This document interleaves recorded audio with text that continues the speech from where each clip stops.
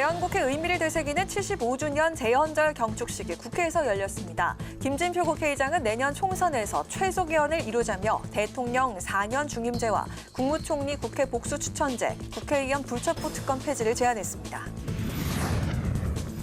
여야 지도부가 일제히 충청권 등 수해 피해 현장으로 달려가 신속한 복구 지원을 약속했습니다. 특별 재난지역 선포에도 한 목소리를 냈습니다.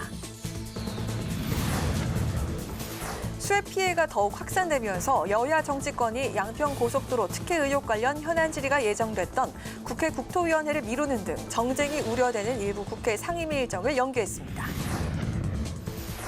파워 인터뷰, 오늘은 제75주년 제헌절을 맞아 정대철 대한민국 헌정회장을 모시고 윤 정부의 국정 운영 및 극단으로 치닫는 전국 상황에 대한 고언과 함께 갈등과 대결의 정치를 뛰어넘을 해법인 개헌과 선거제 개혁의 방향에 대해서 들어보겠습니다.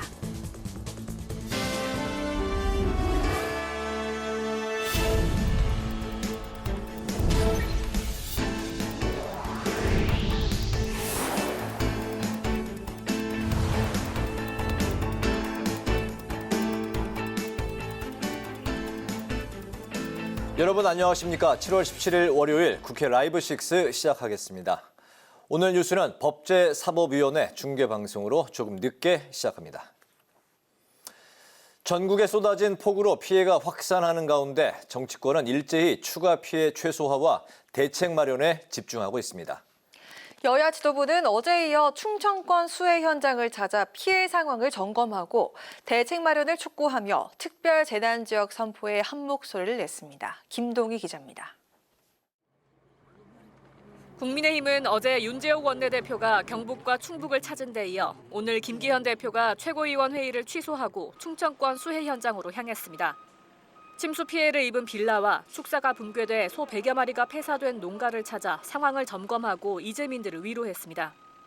김 대표는 주민들의 특별 재난지역 선포 요청에 대통령에게 특별 재난지역 선포를 건의했다고 밝혔습니다. 이어 오송 지하차도 침수 현장을 찾아 참사 희생자를 조문하고 진상규명과 대책 마련을 강조했습니다. 만약 책임자가 있다면 엄중한 책임을 반드시 물어야 할 것이라고 유관부처 의견을 전부 종합한 다음에 치수 계획을 다시 검토해야 할 필요가 있지 않겠나. 국민의힘은 소속 의원들의 언행을 단속하며 해외 출장 자제령을 내린 데 이어 재해대책 상황실을 가동하고 당 차원의 봉사활동을 할 계획입니다. 더불어민주당은 이번 주를 수해 대응 총력 기간으로 정하고 수해 확산 차단과 수해 복구 지원에 초당적으로 협력하겠다는 방침입니다. 어제 이재명 대표가 오산 지하차도 침수 현장 등 충북 수해 현장을 방문한 데 이어 오늘 박광원 원내대표가 충남 청양과 부여, 공주 수해 현장을 찾아 주민들의 건의사항을 들었습니다. 박 원내대표는 특별 재난지역 선포를 강조하며 시군 단위 대신 읍면동 단위로 신속 지원하자고 촉구했습니다. 이 피해 상황이 너무 심각해서 정말로 하루속히 이게 피해를 산정해서 그 산정 기간을 최대한 단축하고 읍면동 단위로 세분화해서 특별 재난지역을 지정하면 훨씬 더 실질적으로 피해에 대한 보상이 이루어질 수 있으리라고 봅니다. 민주당은 이재민 대피시설과 농작물 피해 보상 지원을 정부에 요청하고 추가 피해를 막기 위해 행정력을 총동원해달라고 당부했습니다. 오송 지하차도 침수 사고 등을 놓고는 막을 수 있었던 인재라고 지적하며 추후 사실관계를 규명하겠다고 밝혔습니다. 한편 대통령이 수해 피해가 속출하는 가운데 순방 일정을 연장한 것과 관련해 당장 서울로 뛰어가도 상황을 바꿀 수 없다는 대통령실의 발언을 놓고 여야는 다른 입장을 보였습니다. 국민의힘은 우리 국익과 관련된 일이고 대통령이 현장에서 수해 관련 지시를 했다는 반면 민주당은 국정 컨트롤 타워로서 책임 있는 자세가 아니라며 향후 책임을 묻겠다고 밝혔습니다. 하지만 여야는 당분간 수해 피해 이외의 정쟁을 자제하고 복구와 추가 피해 방지에 힘을 합칠 것으로 보입니다. 국회 방송 김동희입니다. 75주년 제헌절을 맞아 제헌국회 의미를 되새기는 경축식이 국회에서 펼쳐졌습니다.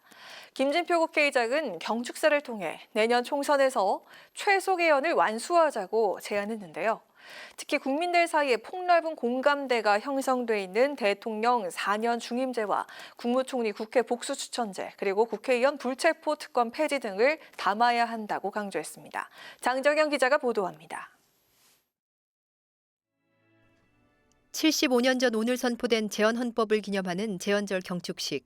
전현직 국회의장을 비롯한 오부 요인과 정당 지도부, 주한외교사절단과 재헌국회의원 유족회 등이 함께하며 재헌헌법의 의미를 기렸습니다. 경축사에 나선 김진표 국회의장은 먼저 수해 피해로 안타깝게 목숨을 잃은 분들의 명복을 빌고 유가족에게는 위로를 전했습니다. 이어서 승자 독식의 선거제도와 제왕적 대통령제의 폐해로 갈등이 커지는 사회를 우려하며 국민 통합을 지향했던 75년 전 재헌헌법처럼 국민의 마음을 하나로 모으는 재헌 정신이 필요하다고 강조했습니다. 우리 사회 곳곳에 위험 신호가 켜지고 있습니다. 그런데도 우리 정치는 문제를 해결하기는커녕 대립과 갈등만 부추기고 있습니다. 재헌의 그날처럼 오늘의 시대 정신 역시 국민 통합입니다. 당면한 위기를 이겨낼 힘은 오직 국민이 단결된 마음에서 나옵니다. 김 의장은 지난 18대부터 현재 21대까지 모든 국회가 개헌을 추진해 오면서 국민 공감을 이뤄낸 만큼 이제는 개헌을 실행할 때라면서 내년 총선에서 불필요한 사회적 갈등을 일으키지 않는 최소 개헌을 원칙으로 대통령 4년 중임제와 총리 국회 추천제, 불체포 특권 폐지를 제안했습니다. 여야가 모두 찬성하고 대통령과 국민도 흔쾌히 받아들일 수 있는 최소 수준에서 개헌을 추진했으면 좋겠습니다.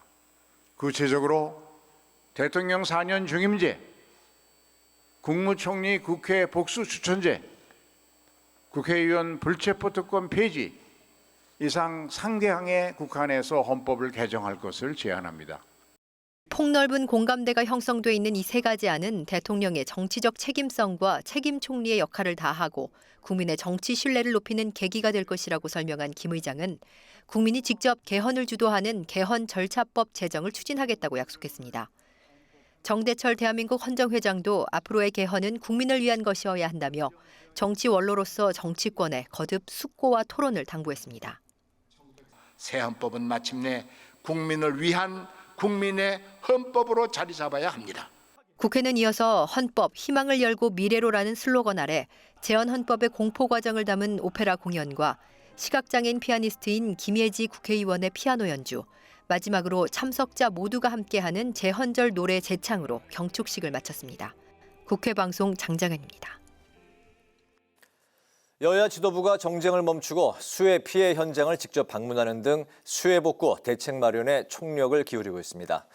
따라서 오늘 예정됐던 서울 양평 고속도로 관련 국회 국토교통위원회 현안 질의를 비롯한 상임위 일정은 연기가 됐는데요. 내일 열리는 본회의 처리 안건과 변경된 상임위 일정을 남수지 기자가 정리했습니다. 여야가 전국의 폭우 피해 현장 방문에 나서면서 예정됐던 국회 상임위 일정들이 줄줄이 수년되고 있습니다. 국회 국토교통위원회는 오늘 국토부 현안 질의를 연기했습니다. 국토위 여야 간사는 수해 복구를 위해 상임위 일정을 연기한다 공지하고 다음 상임위 일정은 기상사정 등을 감안해 결정할 예정이라고 말했습니다. 또 유관 정부 부처들의 폭우 대응이 시급한 만큼 공무원의 국회 출석을 최소화하기 위해 환경노동위원회와 농림축산식품위원회 소위도 오늘 일정을 취소했습니다. 다만 국회는 18일에 조정현, 박정호 대법관의 임기가 만료돼 신임 대법관 후보자에 대한 임명 동의안 표결은 내일 본회의에서 처리하기로 했습니다.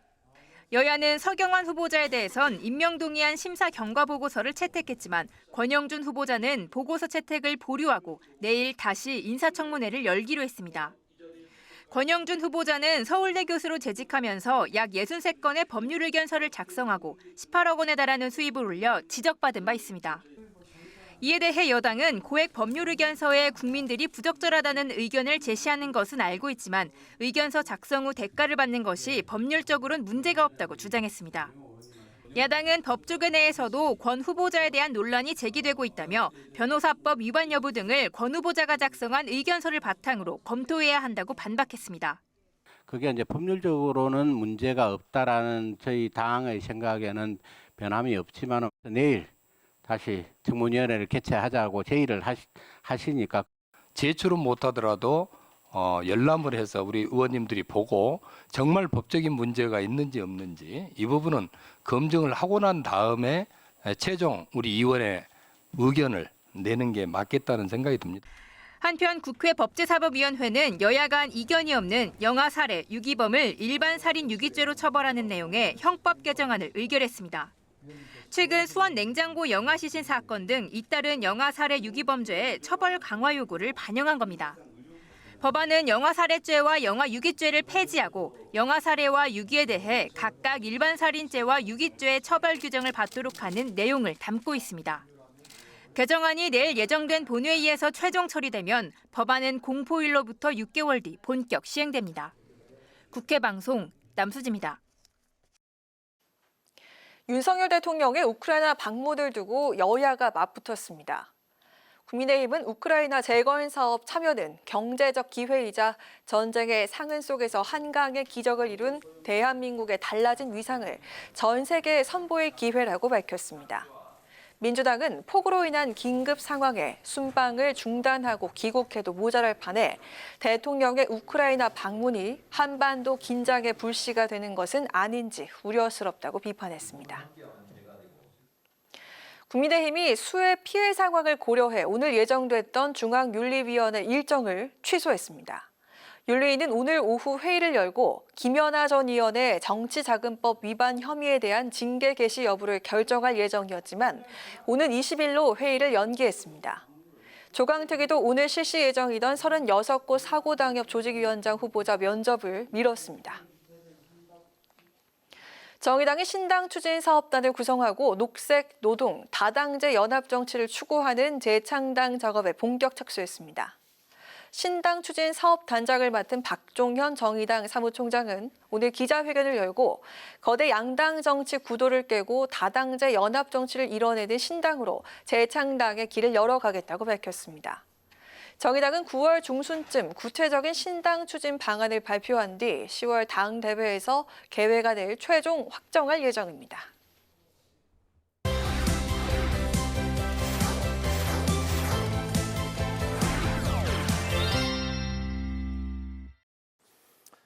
네, 이슈픽에서 정치권 이슈를 좀 더 자세히 살펴보겠습니다. 김지수 아나운서 나와 있습니다. 안녕하세요. 네, 안녕하세요. 네.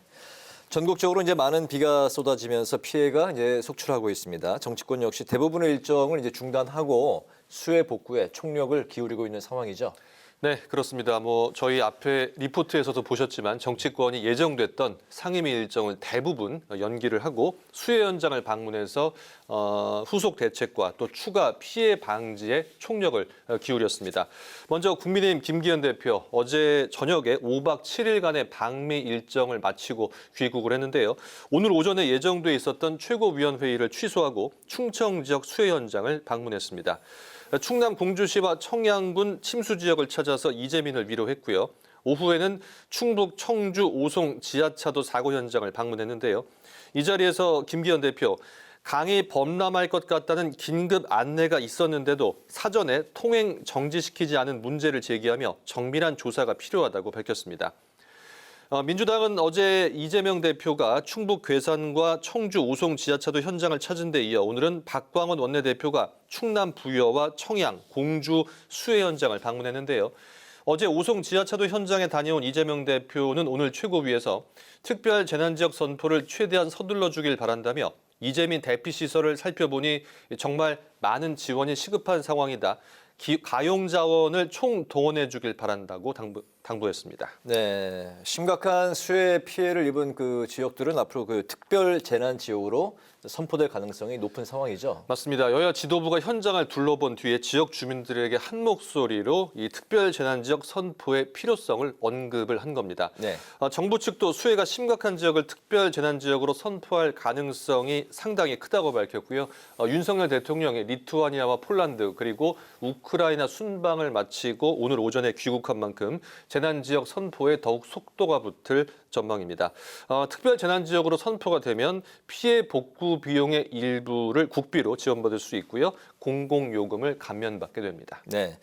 그런 가운데 이제 이번 수해에 대한 그 정부의 대응을 놓고 여야가 이제 또 충돌을 하고 있죠. 네. 특히 이제 윤석열 대통령이 재난 상황에 우크라이나를 방문했다면서 이제 이 부분을 그 민주당이 강하게 지금 질타하고 있어요. 그렇습니다. 앞서 말씀드렸듯이 여야 모두 일단 수해 현장을 수습하고 복구하는 데 총력을 기울이겠다고 밝혔고요. 또 네. 특별재난지역 선포가 필요하다는 데는 한 목소리를 내고 있지만 지금 말씀해 주신 대로 이 정부의 대응을 두고는 공방을 벌이고 있습니다. 특히 대통령실의 입장 발표를 두고 민주당이 비판을 이어가고 있는데요. 윤석열 대통령이 우크라이나를 방문한 것을 두고 대통령실이 그 시간이 아니면 우크라이나를 방문할 기회가 다시 없을 것 같았고 대통령이 당장 서울로 가도 상황을 바꿀 수 없었기 때문이라는 해명이 문제가 된 겁니다. 이에 민주당 기록적인 폭우로 피해가 속출하는 상황임에도 윤 대통령이 해외 순방 일정을 연장하면서 예정에 없던 우크라이나를 찾은 것을 비판했는데요. 당장 서울로 가도 상황을 바꿀 수 없다는 해명, 굉장히 무책임한 발언이라는 입장이고요. 특히 최근 12년간 가장 많은 인명 피해가 발생했는데 재난대책 컨트롤타워를 지휘할 대통령과 여당 대표가 자리에 없는 상황이었다고 비판을 했습니다. 네, 그 민주당 비판에 국민의힘은 민주당이 외교를 정쟁화하고 있다. 또 이렇게 이제 비판하고 있어요. 네, 국민의힘은 윤 대통령의 그 우크라이나 방문이 국익과 관련된 것이다 이런 입장을 밝히고 있는데요. 네. 국민의힘 김기현 대표 윤 대통령의 우크라이나 방문은 단순 현장 방문이 아니라 대한민국 국익에 관련된 일이다. 또 윤 대통령이 해외에서 직접 현장 보고도 받고 화상 회의를 하면서 주요 지시를 한 것으로 안다고 옹호를 했고요. 윤지혁 원내대표도 중요한 일정을 소화하고 있었음을 국민들이 이해할 것으로 생각한다며 우리가 나토 회의에 참석하면서 국제적으로 대한민국이 해야 할 역할을 하기 위해 일정이 불가피하게 연장된 것이다. 이런 입장을 밝혔습니다. 네, 그런가 하면 이제 정부가 오송 지하차도 사고 원인을 이제 규명하기 위해서 감찰 조사에 착수하기로 했다면서요? 네, 맞습니다. 국무총리실 산하 국무조정실이 이 감찰 조사에 착수를 했습니다. 이 사고 발생 한두 시간 전에 네. 신고, 112 신고가 있었다는 얘기인데 어떤 신고냐면 이미 주민들을 대피시키고 지하차도를 긴급 통제해달라 이런 112 신고가 한 차례씩 있었다는 겁니다. 이에 따라 앞으로 교통 통제가 적시에 제대로 진행되지 못한 이유를 밝히기 위해서 지자체와 경찰, 소방당국에 신고한 내용 그리고 안전조치가 제대로 이행이 됐는지 이런 내용들을 조사할 예정입니다. 네, 이태원 참사 때도 마찬가지고 112 신고, 그 국민들, 주민들, 일반 시민들의 그런 신고를 더욱 좀 귀를 열고 담아야 되겠다는 생각이 드네요. 네. 다음은 이제 상임위 소식을 보겠습니다. 내일 본회의를 앞두고 영아 살해에 대한 처벌을 일반 살인죄 수준으로 강화하는 내용 법안이 오늘 법사위를 통과했다고요. 네, 앞서 수해 복구에 총력을 기울이기로 한 여야가 이제 대부분의 상임위 일정을 연기했다고 말씀을 드렸는데요. 네. 하지만 내일 지금 본회의가 예정돼 있지 않습니까? 그렇기 때문에 법사위는 현안 질의는 생략을 하고 안건 처리만 이어갔습니다. 이에 따라 영아 살해나 유기에 대한 형량을 별도로 규정한 내용을 삭제해서 일반 살인죄 수준으로 강화하는 내용의 형법 개정안이 의결이 된 겁니다. 네. 영아 살해죄가 이제 10년 이하 징역에 처하도록 돼 있었는데 형량이 너무 낮다 이런 이제 지적이 많지 않았습니까? 네. 이번에 그런 법을 개정을 한 거죠? 그렇습니다. 일단 영아 살해죄 이 1953년도에 만들어진 법이거든요. 그러니까 70년 동안 바뀌지 않았다 이런 비판들이 있었고요. 네. 당시에는 전시 상황이어서 아이를 낳아도 키울 능력이 없는 사람이 많아서 이 영아 살해죄에 대한 형량이 높지 않았습니다. 일반 살인죄가 사형이나 무기 또는 5년 이상의 징역, 또 존속 살해는 사형 무기 또는 7년 이상의 징역에 처해지는데요. 이에 반해서 영아 살해죄는 10년 이하의 징역에 처하도록 규정이 돼 있었습니다. 즉 일반 살인죄는 최소가 징역 5년 이상인데 영아 살해죄는 최대가 징역 10년이고 이마저도 집행유예로 풀려날 수도 있었는데요. 최근 출산 기록은 있지만 출생 신고가 안 돼서 법적 보호를 받지 못하는 이 사라진 아기들이 2,000명이 넘는다는 충격적인 소식이 전해지면서 여야가 법 개정에 뜻을 모은 겁니다. 네, 오늘 이슈픽은 여기까지 듣겠습니다. 김지수 아나운서 수고 많았습니다. 네, 고맙습니다.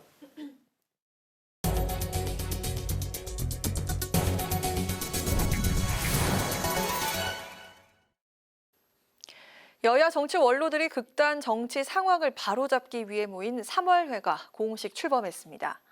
신영균 국민의힘 상임고문과 권노갑 민주당 상임고문이 주축이 된 3월회는 정대철 헌정회 회장을 비롯해 강창희, 김원기, 김영호, 문희상, 박희태, 임채정, 정세균 그리고 정의화 전 국회의장 등 11명이 참여합니다. 3월회에 참여한 여야 정치 원로들은 현재 여야 간 대화가 없다며 여야 간 협치를 유도하고 고언도 하겠다고 강조했습니다. 우리 문화유산을 알리는 고미술 선조의 얼을 만나다 전시전이 국회의원회관에서 열렸습니다. 한국고미술협회와 30의원이 공동 주관한 이번 전시전은 옛 선조들의 삶과 멋이 담긴 귀중한 문화재를 함께 향유하며 애호사상을 고취하기 위해 마련됐습니다. 이번 주 금요일까지 의원회관에서 진행되는 전시전은 한국고미술협회 회원 600여 명의 애장품 100여 점이 전시됩니다.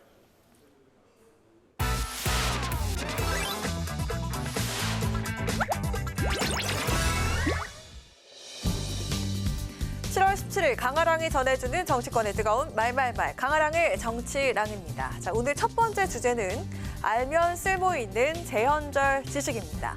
자, 7월 17일 오늘은 75주년을 맞은 제헌절이죠.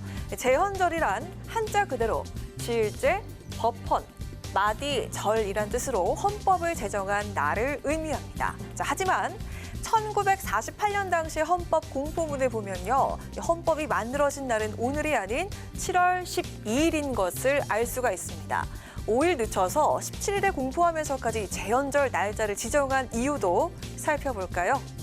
일제강점기를 지나서 해방 이후에 비로소 가능했던 헌법 제정은 역사적 의미도 매우 특별합니다. 조선을 건국한 태조가 왕위에 등극한 날이 바로 7월 17일인데요. 이 날짜에 맞춰서 헌법을 공포함으로써 조선 왕조를 잇는 국가란 의미까지 포함했다고 볼 수 있습니다. 조상의 역사를 이어받으려고 했다는 점이 아주 중요한 거겠죠. 자, 또한 제헌절은 산해절과 광복절, 개천절과 한글날과 같이 대한민국 5대 국경일에 속하지만 2008년부터 공휴일에선 제외가 된 상황입니다. 2006년부터 도입된 주 40시간 근무제로 인해서 휴일이 많아지면서 생산성 저하를 우려하며 공휴일에서 제외가 된 건데요. 비록 공휴일은 아니지만 제헌절에도 태극기 개양은 잊으면 안 되겠죠. 이런 가운데 헌법을 개정해야 한다는 목소리를 꾸준히 나오고 있습니다. 현행 헌법은 1987년 6월 항쟁 이후 만들어진 87년 헌법입니다. 때문에 87년에 만들어진 헌법으로 현재 시대상을 담기엔 어렵다면서 개헌의 목소리가 나오고 있는 겁니다. 오늘 제헌절 경축사에서 김진표 국회의장은 이런 주문까지 했는데요.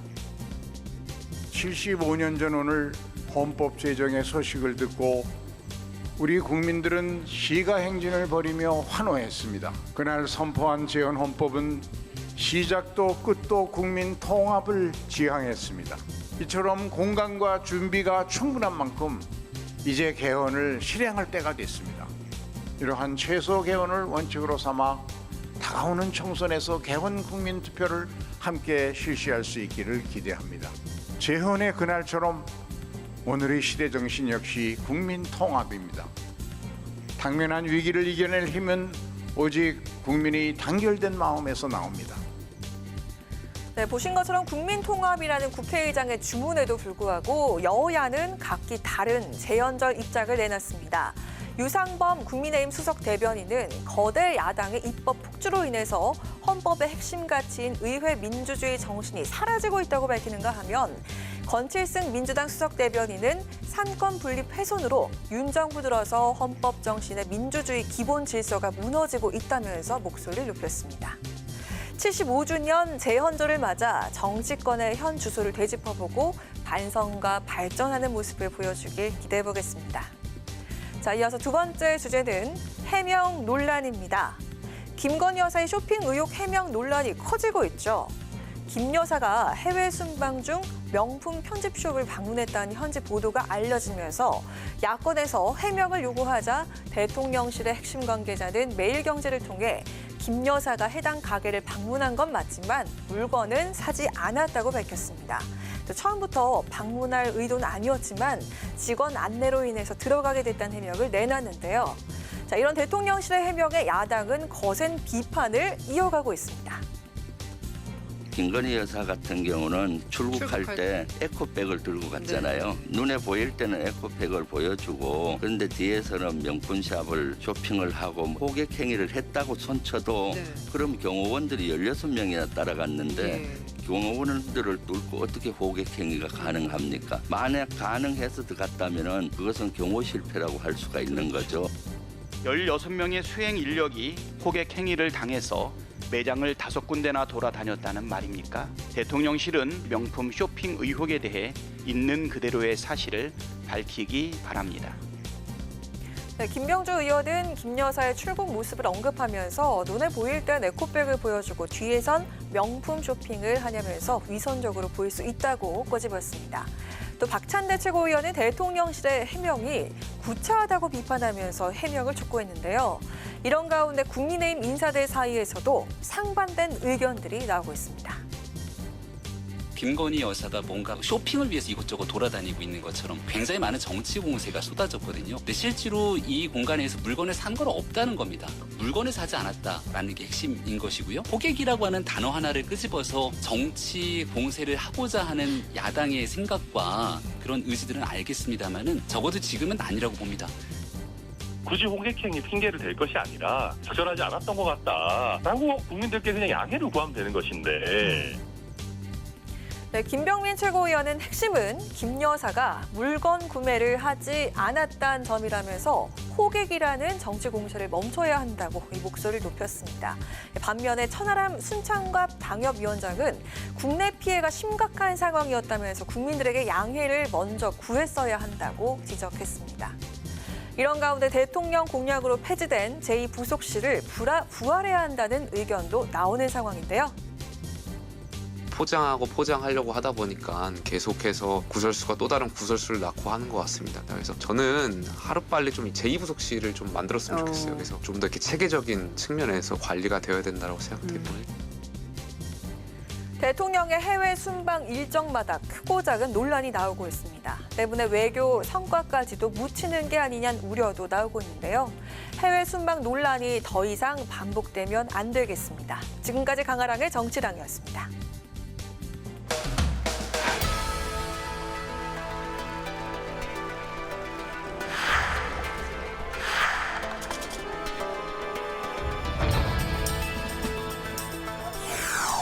지혜, 지식, 경험을 잘 모아서 정리정돈해서 정책화해서 국정에 반영시켜야 됩니다. 국정 원로단체로서 그리고 정책 대안 제시단체로서 제 역할을 할 수 있도록 만들어내야 합니다.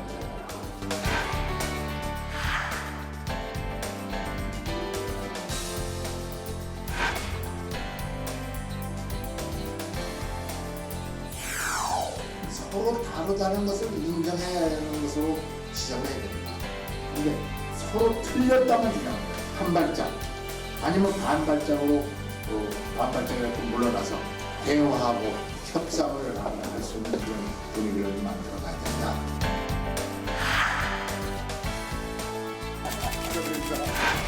특별히 지금부터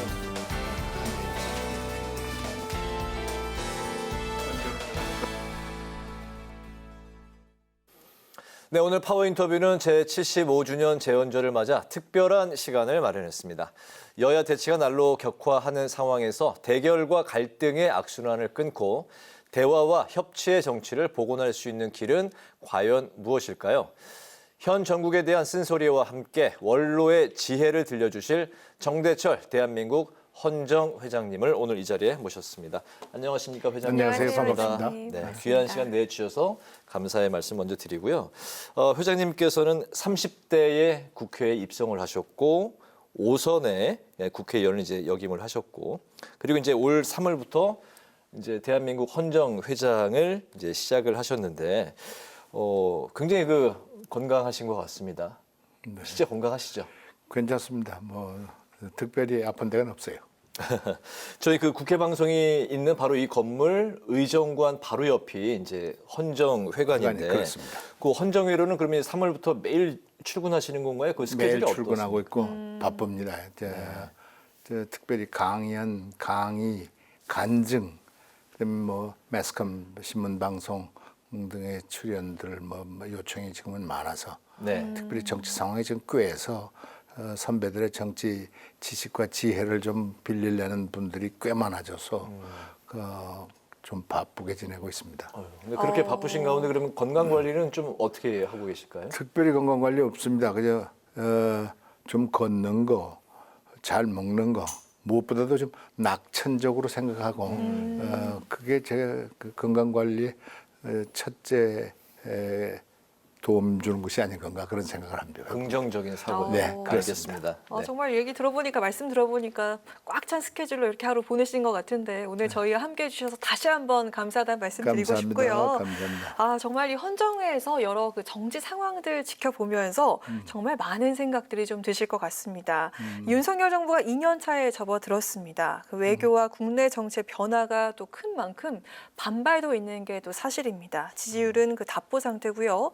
회장님께서 그 윤 대통령과 친분이 아주 두터우신 걸로 알고 있는데, 자, 이 윤 대통령의 국정 운영에 대해서 어떻게 지금 보고 계실까요? 둘로 나눠서 얘기하고 싶습니다. 네. 첫째는 대외 관계, 외교 문제에 있어서는 꽤 괜찮게 하시는 것 같아요. 특별히 대미 외교 같은 데서는 대미 관계를 안보 문제에 연결시켜서 한미 동맹을 굳건히 한다는 뜻에서 잘하신 것 같고요. 대일 외교에서도 우리가 더 꿰였던 것을 다시 풀어서 대일 관계 재건이랄까 회복을 하는데 물론 여러 가지 좀 문제점이 내포되어 있습니다. 그러나 길게 말씀드리지 않고 그 일본과의 관계를 회복시킨다는 데서는 기본적으로 괜찮다 이렇게 생각을 하고, 국내 문제에 대해서는 대통령께서 정치 경험이 전무했습니다. 그래서 조금 걱정이 되는 측면이 꽤 있고요.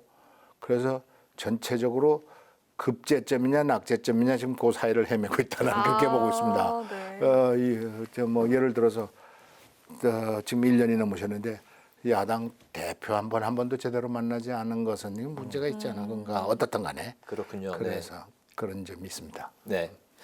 그 윤석열 정부 출범 이후 이제 국회가 늘 여야가 굉장히 그 충돌하고 있는 상황이고 이제 대치 중입니다. 물론 이제 수혜로 잠시 여야가 정쟁은 이제 중단한 상황인데, 회장님께서도 지금 하는 건 정치가 아니라 전쟁처럼 보인다 이렇게 이제 말씀을 하셨습니다. 김진표 국회의장도 오늘 그 재헌절 기념사에서 시대 정신이 정치 국민 통합이다. 뭐 이렇게 이제 말씀을 하셨는데, 회장님께서도 이 대결과 갈등에서 이제 벗어나는 길은 결국에는 이제 협치와 정치 복원이다. 이 정치가 실종됐다는 그런 말씀으로 들리는데, 여야 정치권의 고언 뭐 먼저 좀 한 말씀 부탁드릴까요? 정치가 정말 실종이 됐습니다. 정치 실종의 원인을 밝히면 그 해답도 그대로 나오는데, 첫째는 민주주의의 기본 원칙인 상대방을 인정하는, 뭐 영어로 해서 죄송합니다만 agree to disagree, 서로 다르다는 것을 인정할 수 있는 다원주의 사회의 기본이 잘 안 돼 있어요. 나하고 다른 것은 틀린 것이다, 잘못된 것이다, 이런 원칙에서 무엇을 보기 시작을 하면 이거 끝이 없습니다. 그래서 상대방을 이해하고 상대방의 다른 것을 인정하는, 그래서 만나고 대화하고 설득해서 아까 말씀대로 상생과 협치의 정치를 할 수 있어야 되는데, 그렇게 돼야 되는데 하고, 두 번째는 힘의 논리를 너무 빨리 쓰는 것 같아요. 그 마지막에 써야 되거든요. 야당으로서는 지금 숫자가 많으니까 다수결로 밀어붙이려고, 여당에서는 비토 파워, 거기다가 또 사정 권력을 사용하는 듯한 느낌이 있어서 이거 제일 마지막에 써야 되는 것을 쉽게 써서 이것을 좀 자제했으면 하는 생각이 있고요. 세 번째는 진영 논리에 빠져 있습니다. 진보 보수 쪽에 있어서. 근데 그 진보 보수가 지역 논리하고 맞아떨어져 갖고 자기들이 보수는 저쪽 경상도 쪽이라든가 진보는 전라도 쪽하고 이렇게 맞아떨어져서 거기서 자기들의 진영 논리를 가지면 당선도 쉽게 되니까 그게 더 고착화돼서 진영 논리를 빠져나가지 못하고 상대방의 이해도 좀 적어져서 이것도 걱정이다 생각하고, 또 대통령의 문제가 있습니다. 대통령이 아까 말씀대로 정치 경험이 전무합니다. 그래서 모든 결과 책임은 대통령한테 져야 됩니다. 정치의 결과 총 책임은 대통령인데 대통령이 결과 책임을 지기 전에 능동적으로 적극적으로 행동을 하셔야 되거든. 그런데 특별히 야당 대표라든가 야당 국회의원이라든가 무슨 제야 대표다라든가 이런 사람들을 만나서 대화하고 설득하고 타협하고 이런 과정이 거의 없어 보여서 특별히 야당을 동반자로 인정하는 것인가에 대해서 의구심을 불러일으킵니다. 네. 예를 들면 당 대표를 야당 대표를 물론 형사 피의자라고 그렇지만 형사 피의자도 마지막 순간에 확정 판결을 받기 전까지는 무죄 추정을 받게 돼 있습니다. 네. 그렇다면 만나야죠. 만나지는 1년 동안 안 만나니까 지금 이게 문제가 다 꿰다 이렇게 생각이 들고요. 마지막으로 큰 문제는 이 우리나라의 헌법입니다. 네. 헌법 얘기를 더 길겠지만 헌법에 제왕적 대통령제 때문에 서로 이렇게 꿰서 또 선거제도 때문에 이렇게 꿰서 네. 문제가 좀 고착화되고 또 증폭되는데 이런 것들을 좀 해결되어야 정치가 풀리지 않겠는가 이런 생각을 하고 있습니다. 네, 그 상대당을 동반자로 보지 않는다 이렇게 말씀해 주셨는데 자, 이런 극단 정치를 타개하기 위해서 여야 최고령 원로와 전직 국회의장님들이 모였습니다. 저희가 앞선 뉴스에 소개를 해드렸는데 네. 자, 3월회가 오늘 정식으로 출범했습니다. 그렇습니다. 근데 그 말씀 듣기 전에 오늘이면은 7월인데 왜 이게 3월회일까요? 3월이 네. 아니라 셋째 월요일 날 만나자. 셋째 월요일, 매달 셋째 월요일 날, 그러니까 8월 달에는 8월 21일입니다. 네. 오늘이 아마 셋째 월요일이었을 것입니다. 그렇군요. 그러니까 그때 만나자 해서 셋째 월요일 3월회라고 11인 회라고 그러기도 합니다. 그런데 11분이 만나서 그러나 그 3월에 시작됐다는 뜻이 아니라 셋째 달 월이 아니라 그렇군요. 월요일 월자군요. 그렇습니다. 네. 네. 세 번째 월요일. 예. 네, 네, 그 알겠습니다. 모임의 원칙이 있다고 그랬는데 구동인가요? 구동 존니 이게 무슨 뜻인지 궁금하거든요. 같으면서도 서로 다름을 아까 제가 먼저 이제 agree to disagree 큰 방향에선 국리민복을 위해서 잘 나갈 수 있지만 네. 그러나 뭐 그걸 어떻게 하는 그 구체적인 방안에 대해서는 서로 다를 수가 있다. 네. 다름이 존재한다. 존이 그런 뜻입니다. 알겠습니다. 앞으로 그 3월회가 좀 어떤 역할을 해 나가게 매달 될까요? 만나서 지금 하긴 아까 우리 아나운서께서 말씀하셨듯이 지금 정치가 거의 실종이 돼서 빨리 정치를 회복하고 그러기 위해서는 빨리 만나라, 대화해라, 그리고 상생의 정치해라, 협치해라. 이제 이게 가장 큰 이슈입니다. 지금 걱정스러워서 그거 걱정하다 이렇게 만나서 이렇게까지 됐습니다. 그래서 정치를 회복시키려고 복원시키려고 저희들이 좀 충고하고 진언하고 쓴소리 달 작정입니다. 네, 상생의 정치. 그 서로가 사는 정치를 하라는 그 말씀. 그렇죠. 응원하도록 그렇죠. 하겠습니다. 그렇죠. 저희도 이제 그 뉴스하면서 많이 그 이야기를 하고 저희 뉴스 시간에도 많이 나가는 단어인데 그게 왜 이렇게 힘든 건지 잘 모르겠습니다. 그 우리 정치의 근본적인 문제로 권력 집중형 대통령제, 뭐 이렇게 다른 말로는 또 뭐 제왕적 대통령제, 뭐 이런 말도 많이 표현을 하는데 개헌과 선거제 개편이 바로 이런 걸 이제 타파하기 위해서 이제 필수다라고 이제 강조를 하셨습니다. 오늘 그 김진표 의장이 또 이제 경축사에서 대통령 4년 중임제, 또 국무총리 국회 복수 추천제, 국회의원 불체포 특권 폐지를 담은 뭐 최소 개헌을 이제 제안을 했습니다. 현실적인 개헌의 방향, 회장님은 좀 어떤 그림을 그리고 계실까요?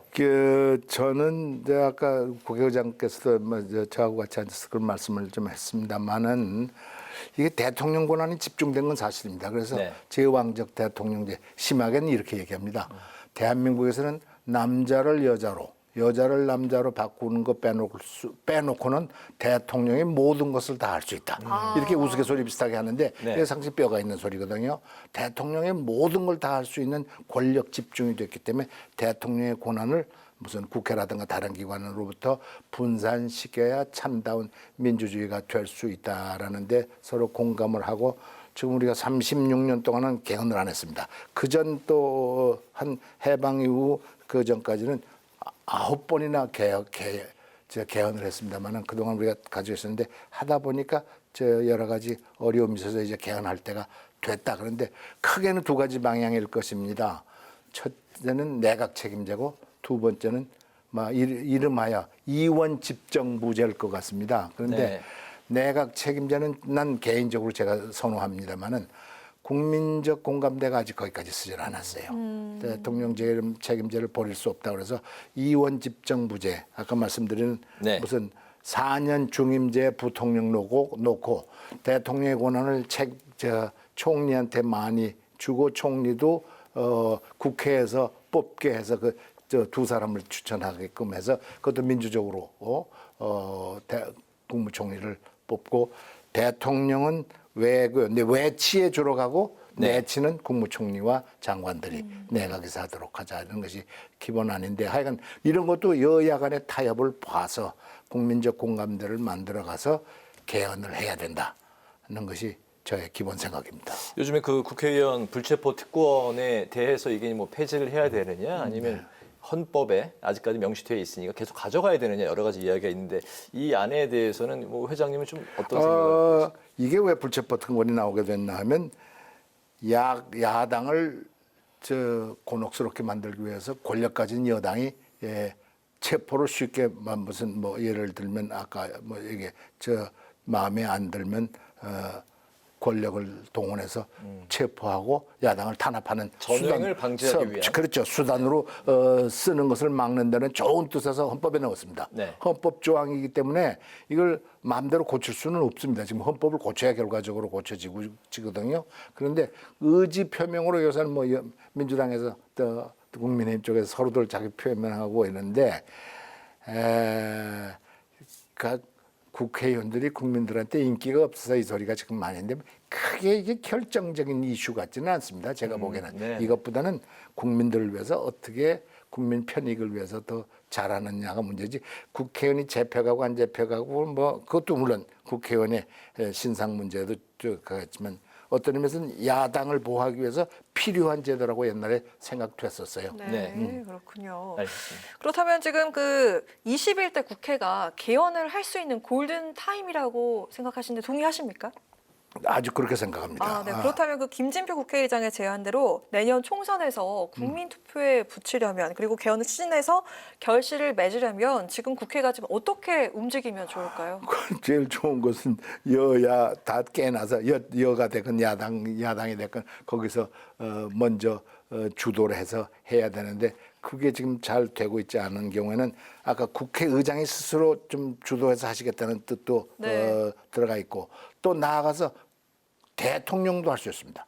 대통령도 여당을 동원하고 야당을 또 설득을 해서 국가 100년 대계를 위해서는 국가의 골격이 이렇게 변하는 것이 좋겠다라는 것이 대통령도 할 수 있기 때문에 대통령도 가능하고 또 정 안 되는 경우에는 국민 스스로 갈 수 있습니다.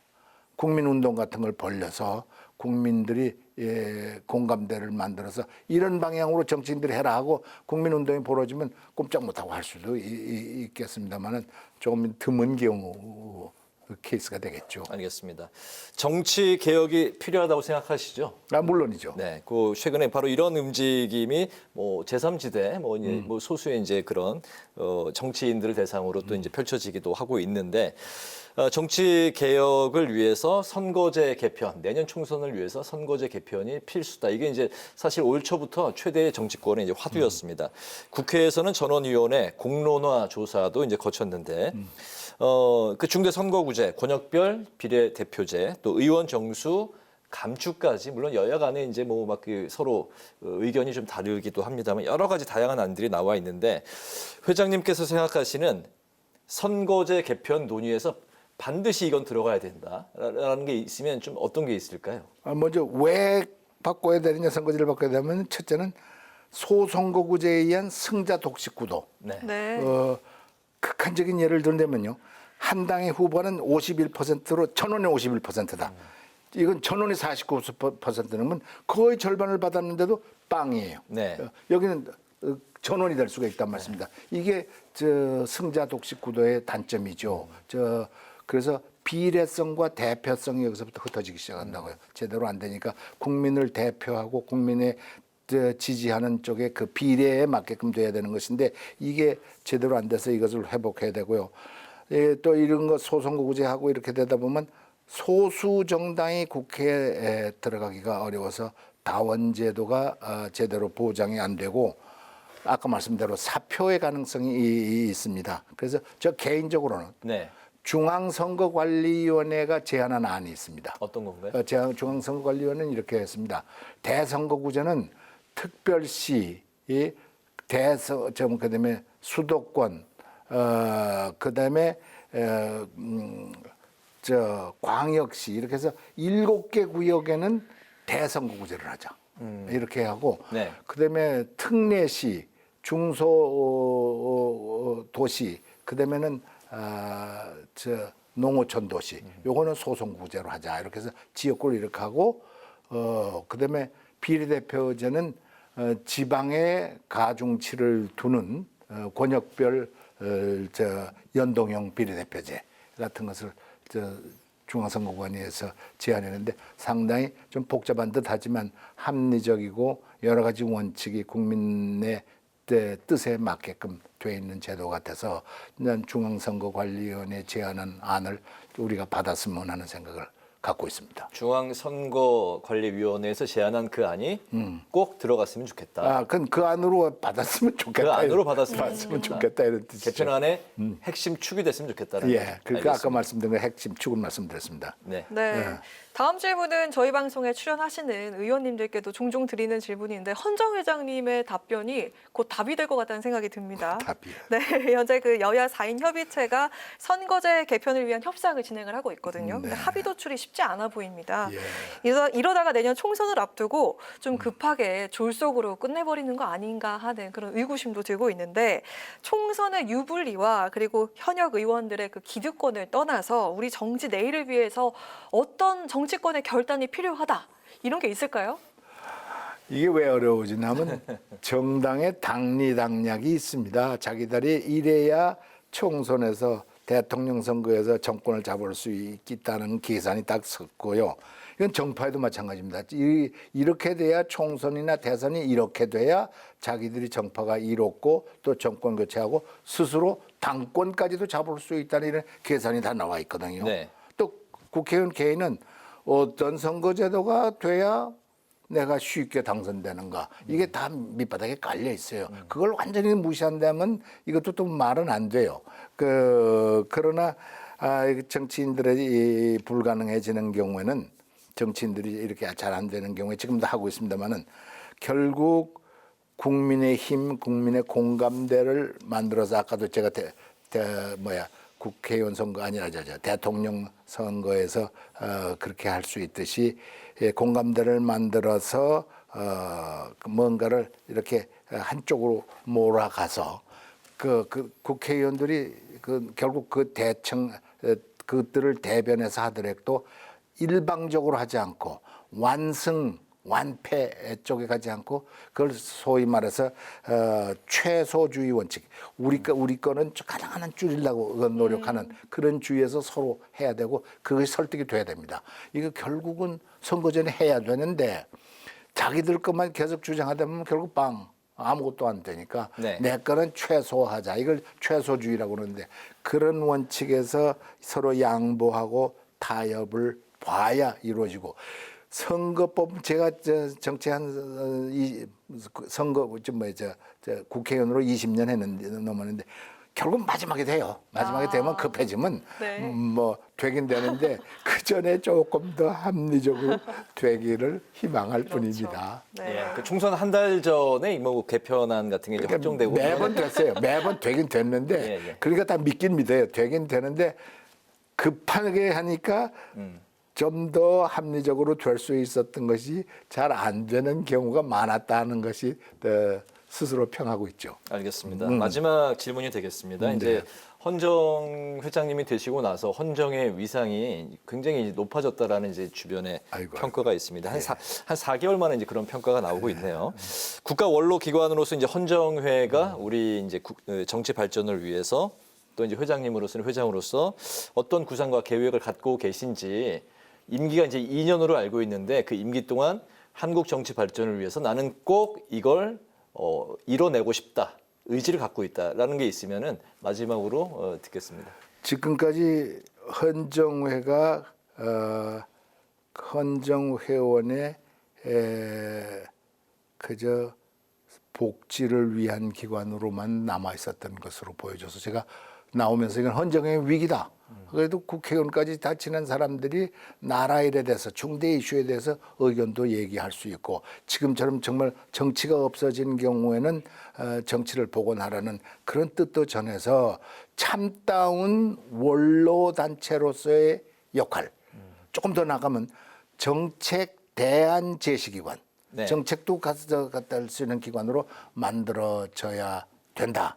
이렇게 제가 보고 있고 복지 문제도 그렇습니다. 지금 헌정회관이 국회의장 뒤에 있는데 국회의장 공간이었습니다. 네. 그런데 낡아서 정말 했는데 그 회관도 좀 빨리 리모델링도 하고. 리모델링도 하고 짓고 네. 그것도 제 계획은 국민 예산 좀 줄여서 헌정회원 중에서 자금력이 넉넉한 사람한테 제가 좀 걷어서 반 이상은 좀 돈을 대려고 그러고요. 복지기금도 국회의원이 다 잘 사는 줄 알았는데 굉장히 못 사는 사람 많습니다.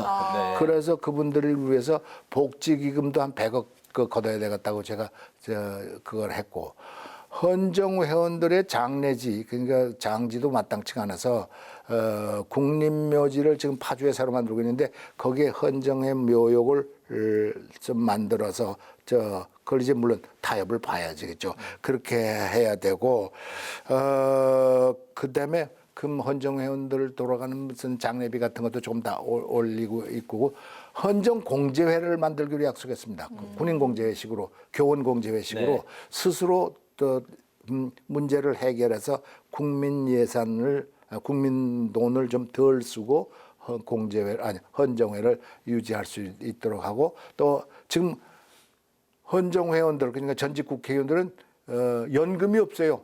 지금 유일하게 저도 20년 이상 국회의원 생활했는데 연금 10원 한 장도 못 받거든요. 근데 연금은 최소한 못 받더라도 연로 복지기금 같은 것이 지금 1,100명 중에서 290명이 받는데 한 100만 원 받습니다. 110만 원 받는데 이것도 좀 폭을 넓히고 조금 인상시키고 그거 290명 받는 것도 한 절반 이상 받게끔 좀 늘릴까 하고 제 계획을 좀 갖고 있습니다. 네. 알겠습니다. 여기까지 오늘 그 파워 인터뷰 정대철 헌정회장님과 인터뷰를 들어봤습니다. 오늘은 재헌절을 맞아서 대한민국 헌정회장을 모시고 우리 정치 나아갈 길에 대한 논의를 중심으로 오늘 시간을 가져봤습니다. 회장님 오늘 네. 비도 오고 여러 가지 좀 그런 상황인데도 귀한 시간 내주셔서 감사합니다. 좋은 말씀 잘 들었습니다. 고맙습니다. 감사합니다. 네, 오늘 국회 라이브 6는 여기까지입니다. 시청해주신 여러분 고맙습니다.